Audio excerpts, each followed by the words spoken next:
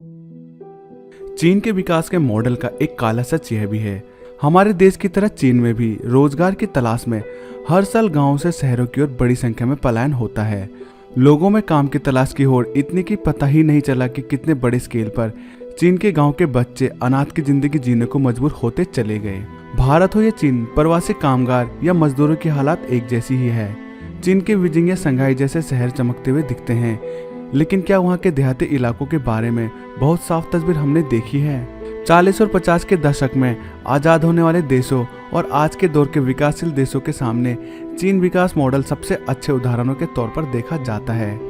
जब 20 से 25 दिनों में चीन के किसी शहर में बहुमंजिला इमारत खड़ी हो जाती है तो पूरा विश्व उसकी ओर आंखें फाड़ फाड़ कर देखता है। 1912 के आसपास राजाशाही खत्म होने और फिर कुछ अंदरूनी उठक पटक और गृह युद्ध के बाद 1949 में चीन तमाम विवादों को पीछे छोड़ आधुनिक विश्व के साथ कदम से कदम मिलाकर चलने में कामयाब हो सका।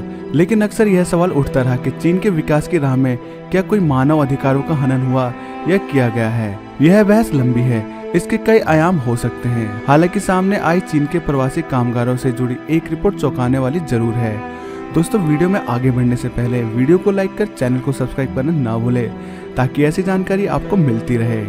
6 करोड़ से ज्यादा बच्चे अनाथ की तरह जीने को मजबूर। हमारे देश की तरह चीन में भी रोजगार की तलाश में हर साल गांव से शहरों की ओर बड़ी संख्या में पलायन होता है। लोगों में काम की तलाश की होड़ इतनी है कि पता ही नहीं चलता कि कितने बड़े स्केल पर चीन के गांव में बच्चे अनाथ की जिंदगी जीने को मजबूर होते चले गए। एक आंकड़े के अनुसार चीन के गांव में 6 करोड़ से ज्यादा बच्चे अनाथ की जिंदगी जी रहे हैं। ऐसा नहीं है कि इन सबके माता पिता इस दुनिया में नहीं हैं, लेकिन काम की तलाश में वह अपने बच्चों को दादा दादी या रिश्तेदार के भरोसे छोड़ शहरों पर जा बसे हैं। आलम यह है कि चीन के हुनान प्रांत के एक गांव सायोयांग के ही 132 बच्चे अपनी मां के बिना जिंदगी बिता रहे हैं। यह गांव अब मदरलेस विलेज के रूप में पहचाना जाने लगा है। ऑल वुमेन चाइना फाउंडेशन ने यह रिपोर्ट जारी की है। कई बच्चे ऐसे हैं जिन्हें अपनी मां का चेहरा भी याद नहीं है। माँ बाप के गैर हाजिरी में इन बच्चों और खासकर लड़कियों को यौन उत्पीड़न का खतरा सबसे ज्यादा बना रहता है। चीन में गाँव से बड़ी संख्या में शहरों की ओर पलायन शुरुआत 1950 में की गई थी। चीन में तब लाखों लोग अपने खेत खलियान और इससे जुड़े कामकाज छोड़कर शहरों में फैक्ट्रियां, इमारतें बनाने आदि के काम की ओर भागे। चीन के ग्रामीण और शहरों में रहने वालों के बीच फर्क करने का एक खास सिस्टम है, हुकू। इसके तहत परिवारों को रजिस्ट्रेशन होता है, जिससे सरकारी अधिकारी यह पता कर पाते हैं कि फला परिवार किस क्षेत्र का है। उसे आधारभूत सुविधाएं भी उसी तरह से मुहैया कराई जाती है।